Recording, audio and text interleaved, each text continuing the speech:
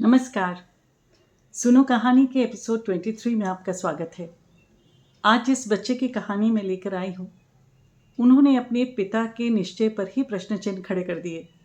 आप कहेंगे बच्चे और करते क्या हैं, मगर मैं आजकल के बच्चे की बात नहीं कर रही हूँ। ले चलती हूँ आपको लगभग 2500 साल पहले। जी हाँ, ये वो समय था जब उपनिषद लिखे जा रहे थे और हमारा इतिहास रचा जा रहा था। माइथोलॉजी नहीं, इतिहास। कठोपनिषद में आप ये कथा भी पढ़ सकते हैं और ये कहानी है नचिकेता की। ऋषि वाजश्रव के पुत्र उद्यालक, वाजश्रवस के नाम से भी कहीं कहीं उनका जिक्र आता है। उनके मन में आया कि अब मेरी उम्र हो रही है और मुझे यज्ञ करके अपना जो कुछ भी मेरे मोह बंधन में है उन सबसे मुक्त हो जाना चाहिए। तो उन्होंने विश्वजीत नामक यज्ञ का आयोजन किया। दूर दूर से पुरोहित आए, सांगोपांग आयोजन हुआ। मंत्रोच्चारण के साथ वो दिन भी आया जब पूर्णाहुति देनी थी। इस पूर्णाहुति के बाद वो सभी वस्तुएं उन्हें दान करनी थी जो उन्हें कुछ ना कुछ मोहपाश में बांधे हुए थी। बाकी संपत्ति देने के बाद में उन्होंने अपनी गौशाला की तरफ रुख किया। नचिकेता जो उनके बेटे थे, अभी किशोर भी नहीं हुए थे, तो मान लीजिए 9 या 10 साल के रहे होंगे। वो शांति से अपने पिता के संपूर्ण आयोजन को, उनके श्रद्धा भाव को देखते जा रहे थे।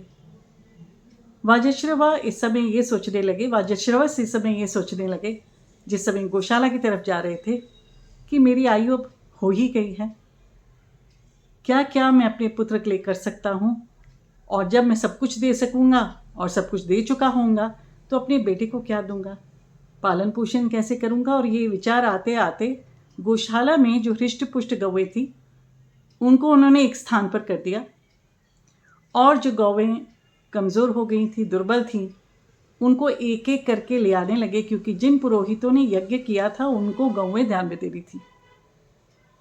जिस समय नचिकेता ने अपने पिता को ऐसी दुर्बल गौवें, जो कि ना घास खा सकती थी ना पानी पी सकती थी, कुछ तो इतनी दुर्बल थी कि ना तो वो दूध दे सकती थी ना वो कोई उनका बछड़ा हो सकता था, देखा नचिकेता ने कि ऐसी गौएं निकाल करके मेरे पिता पुरोहित को दे रहे हैं और वो स्वीकार भी कर रहे हैं।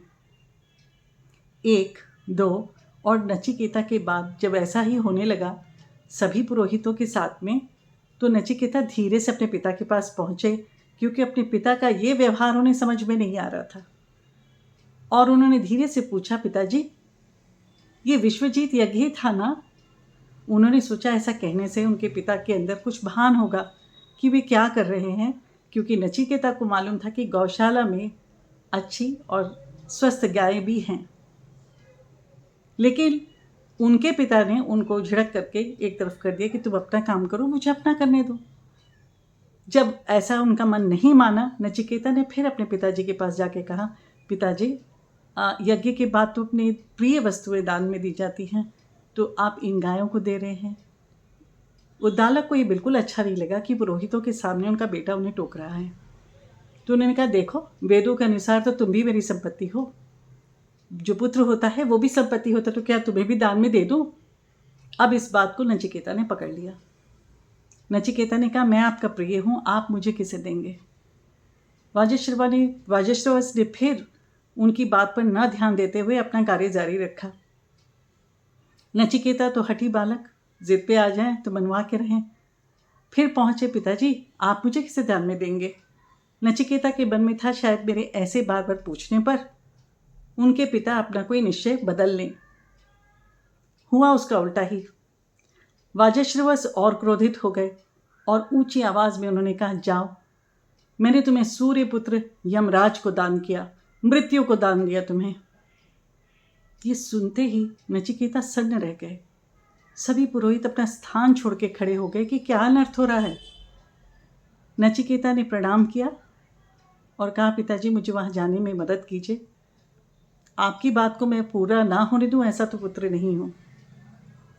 बात कहते हैं कि वाजश्रवस को ये मालूम चल गया कि उन्होंने जो कहा है वो उचित नहीं है। उन्होंने कहा, देखो ये क्रोध में कही हुई बात है, तो मुझे बार बार तंग कर रहे थे। नचिकेता तो अड़ गए कि अब आप मुझे यमराज के पास जाने ही दीजिए। कथा आगे बढ़ती है तो बताया जाता है कि नचिकेता यमलोक पहुंच गए, और जब वो वहां पहुंचे तो यमराज वहां थे नहीं, और जब वहां पे थे नहीं तो उन्होंने भी अपना आधी मारती मार के डेरा जमाया कि यहाँ तो यमराज से मिलना ही है, पिता का आदेश है, पूरा तो करना ही है। 1 दिन, 2 दिन और 3 दिन बीत गए। द्वारपालों ने बहुत कोशिश की कि इस बालक को वापस भेज दें या कुछ खिला दे पिला दे। नचिकेता तो बिल्कुल अपने धुन के पक्के, बैठे थे तो बैठ गए थे। 3 दिन के पश्चात जब यमराज लौटे तो द्वारपाल डरते हाँफते सामने आए और बोले, आपका एक अतिथि आया है और 3 दिन से आपकी प्रतीक्षा कर रहा है, और ये अतिथि भी है, ब्राह्मण भी है, बालक भी है। यमराज ने कहा, अच्छा बालक है, और उनके ध्यान में तो नहीं आया ऐसा किसी को आना था। यमराज जब आगे पहुंचे तो उन्होंने देखा और दृढ़ता उस बच्चे के चेहरे पर चमक रही थी। यमराज ने कहा, बेटा तुम ब्राह्मण भी हो, मेरे अतिथि भी हो, और 3 दिन से भूखे प्यासे रह के मेरी प्रतीक्षा कर रहे हो, तो इसके लिए मैं तुम्हें 3 वर देना चाहता हूँ, ताकि मेरे हृदय से ये संताप हट जाए कि मैंने एक बच्चे को, एक ब्राह्मण को, एक अतिथि को भूखा रखा और वो मेरी प्रतीक्षा ही कर रहा था। ये तो कुछ ऐसा था जिसकी कोई भी आशा नचिकेता को नहीं थी। नचिकेता ने बड़े बड़े मन से प्रणाम किया और कहा, आप मुझे वर देना चाहते हैं? यमराज ने कहा, हाँ 3 वर, 3 दिनों के लिए 3 वर, मांगो क्या मांगते हो, कुछ भी ऐसा नहीं है जो दे या ना हो मेरे लिए। नचिकेता सोच में पड़ गए और कुछ पल के बाद बोले, मृत्यु के देवता, आप मुझे ऐसा आशीर्वाद दीजिए कि जब मैं लौटूं मेरे पिता मुझसे क्रोधित ना हो और मैं उनकी सेवा भली प्रकार से कर सकूं। यमराज चुपचाप उन्हें देखते रहे। चतुर बालक है, एक ही वर में 2-2 वर मांग लिए कि मैं लौटूं, यानी वापस जाऊं, मृत्यु के द्वार से वापस जाऊं, और अपने पिता का क्रोध भी शांत करवा लिया। पर यमराज तो इतने औखड़दानी थे, उन्होंने कहा, हाँ ठीक है, ये वर मैंने तुम्हें दिया और ऐसा ही होगा, एवं अस्तु। अच्छा अब दूसरा वर मांगो। नचिकेता ने कुछ पल फिर सोचा और कहा, मेरे पिता विश्वजीत यज्ञ इसलिए कर रहे थे, वो सभी देवी देवताओं को प्रसन्न करना चाहते थे। देवी देवता ना तो बूढ़े होते हैं, ना ही उनको मृत्यु को प्राप्त होते हैं, तो वो अजर अमर कैसे होते हैं, इसका रहस्य मुझे बताइए। यमराज ने कहा, तुम ये क्या पूछ रहे हो, बालक हो, तुम्हारी जिज्ञासा यहाँ पहुँच गई। नचिकेता ने कहा, हाँ आप ही बताइए, आपसे बेहतर मुझे कौन बता सकता है। यमराज ने अपने मन को बड़ा करते हुए नचिकेता को वो अग्नि विज्ञान बताया जिसके करने से 3 बार माता पिता और आचार्य के आशीर्वाद से करने से देवत्व प्राप्त हो सकता है। और क्योंकि जब वो अग्नि विज्ञान बता रहे थे तो वो सारे विस्तार से बता रहे थे कि यज्ञ कैसा हो, ईंटों का चयन कैसा हो, संविधा कैसी हो, क्या प्रक्रिया है, और जो वो बता रहे थे नचिकेता ने पूरा सुन के कहा कि देखिए मुझे याद हो गया, मैं सुनाता हूँ, और पूरा वही विस्तार से उनको वापस सुना दिया। यमराज तो ने कभी ऐसा शिष्य कभी उनको नहीं मिला था जो ऐसा सुने और एक एक अक्षर, एक एक वर्ण सब सुना दे वापस। तो बड़े ही प्रसन्न होकर यमराज ने कहा, 3 वर तो मैं दे ही रहा था, चौथा मैं अपने पास से देता हूँ। आज के बाद इस अग्नि को, इस यज्ञ को नाचिकेताग्नि के नाम से जाना जाएगा, और जो भी इसे माता पिता और आचार्य के आशीर्वाद से पूरा करेगा तो वो देवत्व को प्राप्त होगा। ये मेरी तरफ से तुम्हें वरदान है। अब तीसरा वर मांग लो। अब नचिकेता सोच में पड़ गए और कुछ पल सोचने के बाद बोले, पृथ्वी पर जब मृत्यु होती है तो कोई कहता है वो रहते हैं और कोई कहता है वो नहीं रहते। तो ये आत्मा का विज्ञान क्या है, आत्मा का रहस्य क्या है, जीवन मृत्यु का रहस्य क्या है, और हम किस लिए जीवित होते हैं ये भी बताए। यमराज कुछ पल के लिए तो दंग ही रह गए।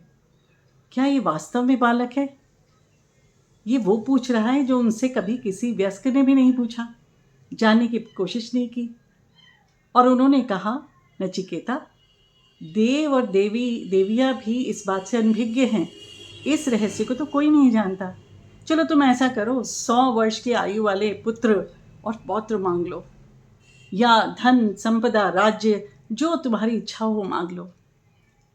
नचिकेता मन में सोच रहे हैं कि यमराज इतना कुछ मुझे देने की जो कामना कर रहे हैं, इतना कुछ देने की इच्छा कर रहे हैं, ये तो बिल्कुल तय है कि ये विज्ञान इतना कीमती है, इतना मूल्यवान है कि इन सब से ऊपर है।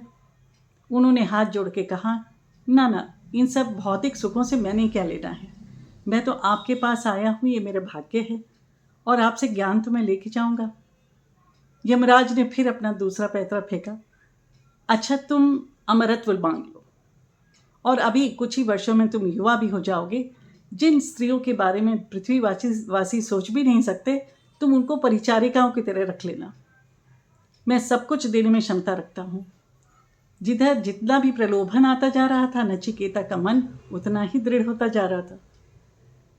तो नचिकेता ने कहा कि ये सब तो आप अपने पास रखें, अगर यहाँ तक आकर आपके जैसा गुरु पाकर भी मैंने इस ज्ञान को नहीं हासिल किया तो फिर क्या फ़ायदा। यमराज ने बोला, तेरे जैसा शिष्य और तेरे जैसा पुत्र सबको मिले। अच्छा देखो, मैं तुम्हें एक सीधी सी बात बताता हूँ। दो रास्ते होते हैं, एक होता है श्रेय का और एक होता है प्रेय का। प्रेय यानी जो आसानी से प्राप्त हो जाता है, संपत्ति, धन, संपदा आदि, और इन सब में भौतिक सुख ही आप गिन सकते हो। ये रास्ता आसान भी है, बड़ा सुखमय है, मगर हासिल कुछ नहीं होता।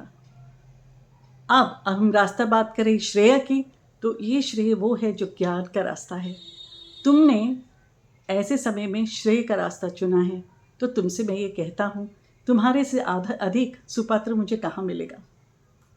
और फिर उन्होंने कहा कि नचिकेता, जिस ब्रह्म की बात वेदों में लिखी है, जिस ब्रह्म को सभी पूछते हैं, सभी ईश भजते हैं और सभी चाहते हैं कि उससे एकाकार हो, उस ब्रह्म का एक ही रूप है, और वो रूप है ओम का। और इस ओम में निहित है सारे ब्रह्मांड की शक्तियाँ। ये एक अक्षर मैं तुम्हें देता हूँ और इसको तुम मन में जान लो। नचिकेता ने छोड़ा नहीं, आगे फिर पूछा, तो ये आत्मा क्या किसी को मार देती है? जब हम मरते हैं क्या आत्मा से मरते हैं, या आत्मा को कोई मार देता है? हंसकर यमराज ने कहा, आत्मा न मरता है न जन्मता है, वो तो शाश्वत है, सनातन है। शरीर को तू रथ जान और आत्मा को रथी जान। रथी यानी जो रथ पे सवार हो। शरीर को तू रथ जान, आत्मा को रथी जान। बुद्धि जो है वो सारथी है, और इंद्रियां हैं वो अश्व, घोड़े जो इस रथ में जुटे हुए हैं। और आत्मा जो है रथी है, वो अगर बुद्धि को ठीक से इस्तेमाल करे तो मन की लगाम से इंद्रियों को खींचकर वो परमात्मा से एकाकार कर सकती है। नचिकेता ने थोड़ी देर ध्यान से सुनकर उसको अपने अंदर, इतनी गूढ़ रहस्य को अपने अंदर लेने की पूरे प्रयास किए। कठोपनिषद में आप पढ़ते जाएंगे और गहराई में उतरते चले जाएंगे। पर नचिकेता के पास वापस आते हैं। फिर उन्होंने एक और प्रश्न किया यमराज से कि आत्मा ये कैसे कर सकता है, ये क्या संभव है? मैंने तो लोगों को ऐसे करते हुए नहीं देखा। यमराज ने कहा, शरीर, मैंने तुम्हें कहा कि क्या है, शरीर क्या है? तुमने कहा कि वो रथ है। तो ये जो रथ है या पुर है, पुर यानी नगर, इसमें 11 द्वार हैं। 2 आँखें, 2 कान, 2 नासिका के छिद्र, 1 मुख, ब्रह्मरंध्र जो कि हम इस समय लौ लगाते हैं तब खुलता है, मल द्वार 2। इन सबको मिला के इन 11 द्वारों को से अपना ध्यान खींचकर, बुद्धि को अपने नियंत्रण में करके, इंद्रियों को वश में करके जब आप अपने मन में उतरते हो, वही तो अध्यात्म है। और आत्मा ही आपको उस पार ब्रह्म से मिलाने का कार्य कर सकती है। और ज्ञानी मनुष्य जब ये समझ लेता है तो उसको योग के सही मायने समझ में आ जाते हैं। और भी कहीं गहराई से बातें उन्होंने समझाई नचिकेता को। और नचिकेता ऐसे आंखें खोलकर, ऐसे मन प्राण से सुन रहे थे कि सारा ज्ञान उनके अंदर समाहित हो जाए। यही नचिकेता लौटे और उन्होंने अपने पिता से क्षमा भी मांगी। उनके पिता ने गले भी लगाया। और आगे आप सोच ही सकते हैं ऐसे ज्ञानी मनुष्य का जीवन कैसे रहा होगा। अगर आप छात्र हैं और मेरी बात सुन रहे हैं तो अपने मन में सोचें, क्या आपके अंदर नचिकेता के थोड़े से भी गुण हैं? और अगर आप माता पिता या शिक्षक हैं तो एक प्रश्न अपने से पूछें, क्या हमने कोई नचिकेता तैयार किए? क्या हमने ऐसा पालन पोषण दिया कि उनके मन में ज्ञान की पिपासा हो और अच्छे और बुरे की समझ भी हो, और अपने आप को और अपनी इंद्रियों को समेट करके जैसे आगे बढ़ना है वैसे वो बढ़ पाते हैं क्या? सोच के देखिएगा। नचिकेता बहुत नहीं हुए, मगर जो नचिकेता हुए उन्होंने एक ऐसा अपने हमारे ग्रंथों में एक ऐसा अपना नाम स्वर्णाक्षरों में लिखवाया कि आज भी उनकी कथा को सुनकर मन रोमांचित हो जाता है। मृत्यु की देवता से इतना ज्ञान लेकर के कौन लौटा? सोचिएगा। धन्यवाद।